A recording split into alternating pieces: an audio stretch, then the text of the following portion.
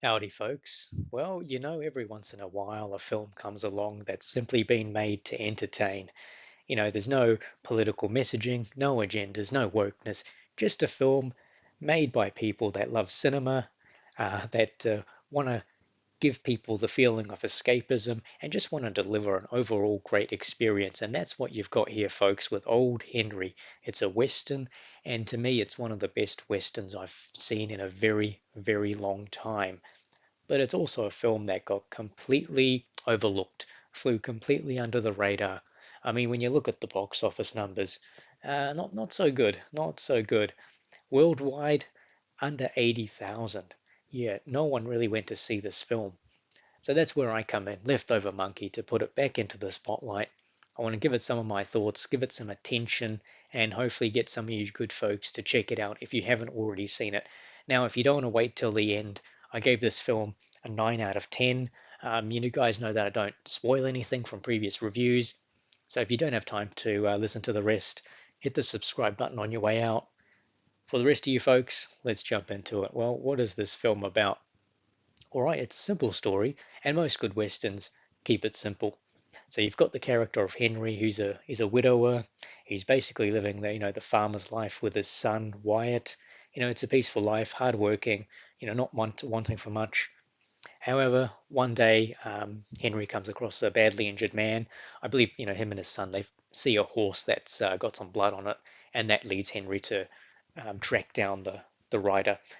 And he happens to come across the injured man who is carrying a satchel full of cash. Henry's a bit hesitant at first, but decides to do the right thing and take the injured man back to his farm, see if he can, heal him up, get his injuries treated, and then send him on his way. Soon after, though, a trio of men claiming to be the law, or a posse basically, come looking for the injured man. Now these men confront Henry, ask Henry to turn over the fella over to them. However, Henry at this stage, he doesn't have all the facts, so he doesn't trust anyone at this point. So declines the offer from the posse, and the posse they decide, to accept Henry's decision and leave. But of course, we know they're coming back, and Henry definitely knows that these men are coming back. So moving on a little bit, Henry and the injured man get to talking. Now, Henry, he wants to figure out what's what, and he doesn't want his boy Wyatt to get involved in anything that's going to put him in danger. So as they start talking, the injured man, starts getting suspicious of Henry because, there's something off with Henry. He's a little bit strange. And, there's a bit of a mystery here, but what is that? I will not reveal for you guys. Either way, the cat and mouse game continues between, Henry and the stranger and the posse. And the film ends up in a big old showdown, as most great westerns do, with all guns blazing. It's pretty great to see. All right, let's begin with some of the positives, and it's mainly just got positives.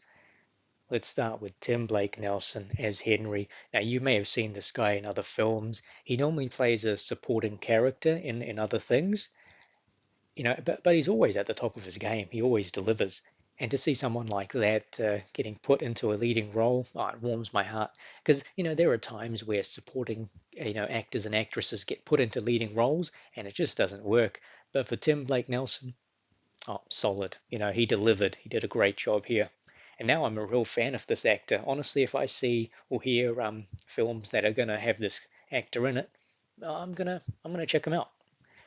Another great thing is how this film is shot. I mean, some of the scenes just beautifully done.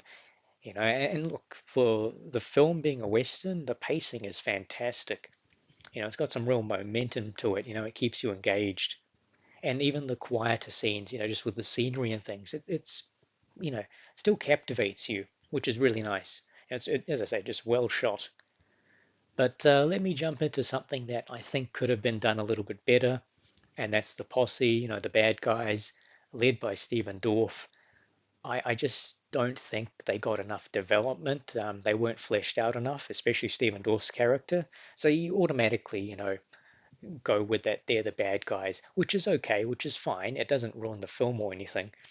But when you look back at some of the classic westerns, let's say, for example, The Good, the Bad, and the Ugly, you understand, who the bad guy is, but that character got fleshed out quite a bit, and he became a memorable villain in that film. That just doesn't happen with Stephen Dorff's character in Old Henry. All right, let's jump back into another great thing, and that's the overall story of this film.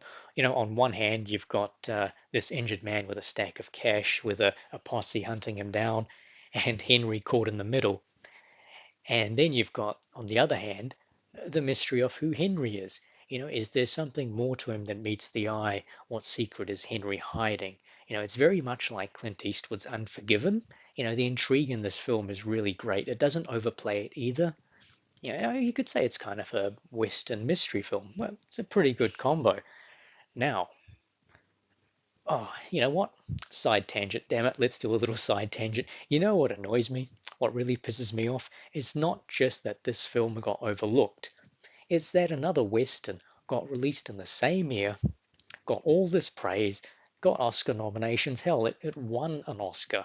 That's right, The Power of the Dog, also released in 2021. I think, honestly, and it was around the same time as well, in the same month or around there. The Power of the Dog to me was very much an agenda driven film. It ticked every woke box it could find. And look, I didn't hate it. I thought it was painfully average. I gave it a 4 out of 10. It was a dull film. The momentum it had kept being undercut. Look, I mean, it cashed in on the current climate that Hollywood has put itself in. But let's be honest, 10, 15 years ago, it would have been the opposite. Old Henry would have cleaned up at the Oscars. It would have made bank at the box office, and The Power of the Dog would have been that under the radar film. Oh boy, oh, world we live in, eh? Well, look, for me, Old Henry, it's a brilliant Western film. It's a throwback to the classics. It doesn't steal anything from the old films. It uses them as inspiration. It's definitely one to watch. A 9 out of 10 from me. Thanks for listening, guys. Leftover Monkey out.